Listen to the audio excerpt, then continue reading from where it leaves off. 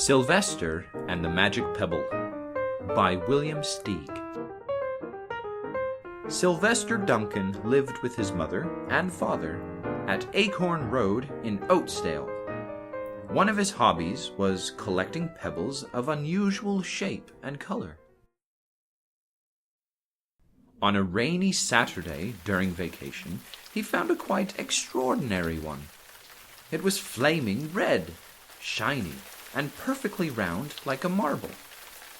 As he was studying this remarkable pebble, he began to shiver, probably from excitement, and the rain felt cold on his back.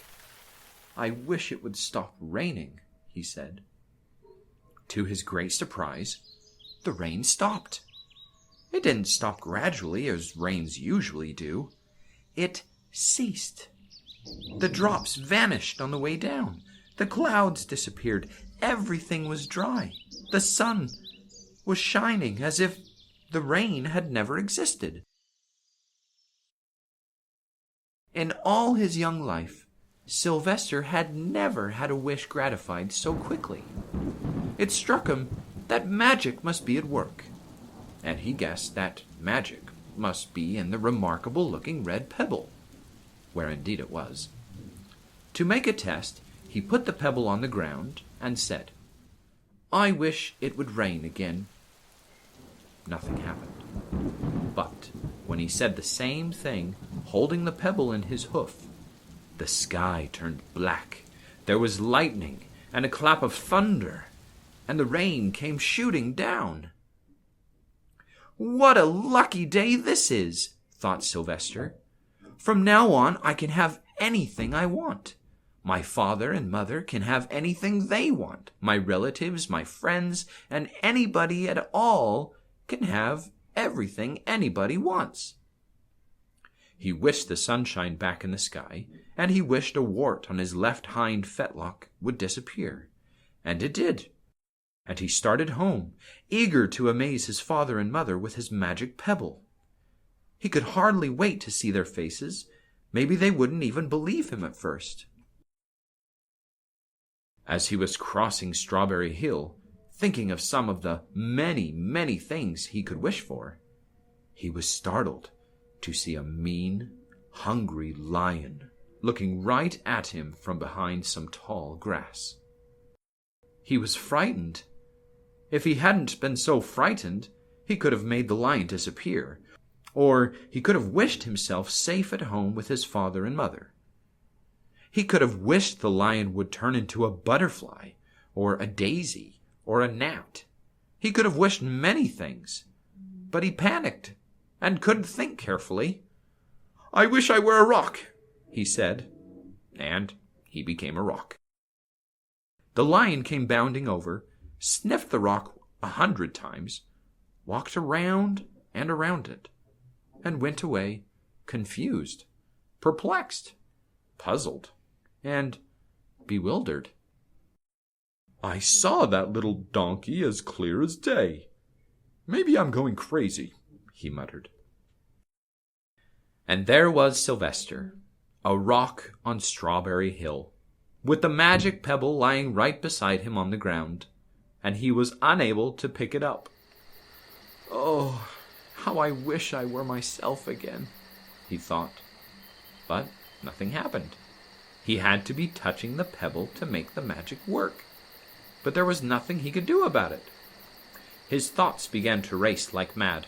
He was scared and worried. Being helpless, he felt hopeless. He imagined all the possibilities, and eventually he realized that his only chance of becoming himself again was for someone to find the red pebble and to wish that the rock next to it would be a donkey. Someone would surely find the red pebble. It was so bright and shiny. But what on earth would make them wish that a rock were a donkey? The chance was 1 in a billion at best. Sylvester fell asleep. What else could he do? Night came with many stars. Meanwhile, back at home, Mr. and Mrs. Duncan paced the floor, frantic with worry. Sylvester had never come home later than dinner time. Where could he be? They stayed up all night wondering what had happened, expecting that Sylvester would surely turn up by morning.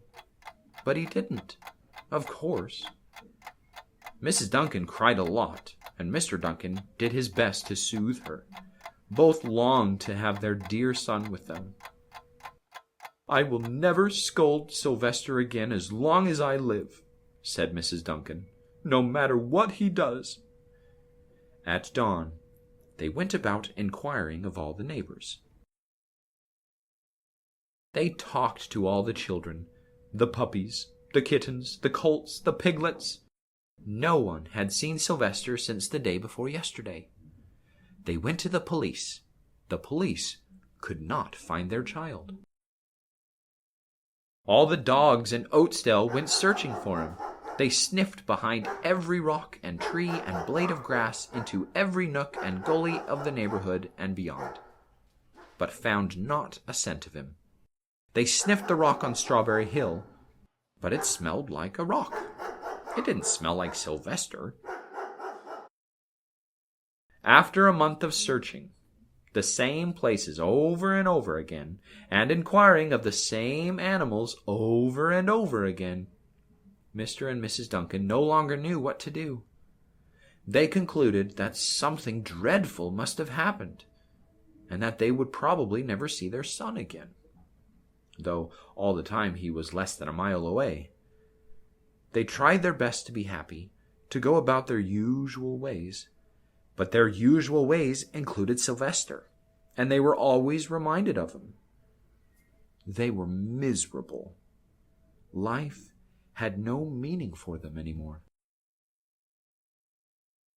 Night followed day, and day followed night over and over again. Sylvester on the hill woke up less and less often. When he was awake, he was only hopeless and unhappy. He felt he would be a rock forever, and he tried to get used to it. He went into an endless sleep. The days grew colder. Fall came with the leaves changing color. Then the leaves fell, and the grass bent to the ground. Then it was winter. The winds blew, this way and that. It snowed. Mostly the animals stayed indoors, living on the food they had stored up. One day, a wolf sat on the rock that was Sylvester and howled because he was hungry. Then the snows melted, the earth warmed up in the spring sun, and things budded. Leaves were on the trees again. Flowers showed their young faces. One day in May, Mr. Duncan insisted that his wife go with him on a picnic. "Let's cheer up," he said. "Let us try to live again and be happy, even though Sylvester, our angel, is no longer with us." They went to Strawberry Hill. Mrs. Duncan sat down on the rock. The warmth of his own mother sitting on him woke Sylvester up from his deep winter sleep. How he wanted to shout, "Mother! Father! It's me, Sylvester! I'm right here!" But he couldn't talk. He had no voice. He was stone dumb. Mr. Duncan walked aimlessly about, while Mrs. Duncan set out the picnic food on the rock. Alfalfa sandwiches, pickled oats, sassafras salad, Timothy compote. Suddenly Mr. Duncan saw the red pebble. "What a fantastic pebble!" he exclaimed. Sylvester would have loved it for his collection. He put the pebble on the rock. They sat down to eat. Sylvester was now as wide awake as a donkey that was a rock could possibly be. Mrs. Duncan felt some mysterious excitement. "You know, Father," she said suddenly, "I've the strangest feeling that our dear Sylvester is still alive, and not far away." I am, Sylvester wanted to shout, but he couldn't. If only he had realized that the pebble resting on his back was the magic pebble. "Oh, how I wish he were here with us on this lovely May day," said Mrs. Duncan.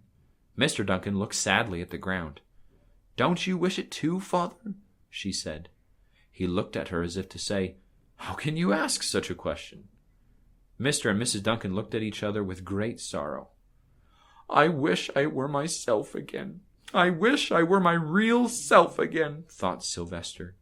And in less than an instant, he was.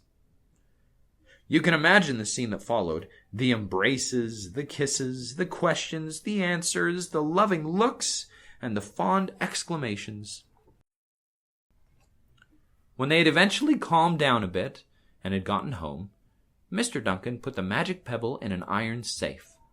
Some day they might want to use it. But really, for now, what more could they wish for? They all had all that they had wanted. The end.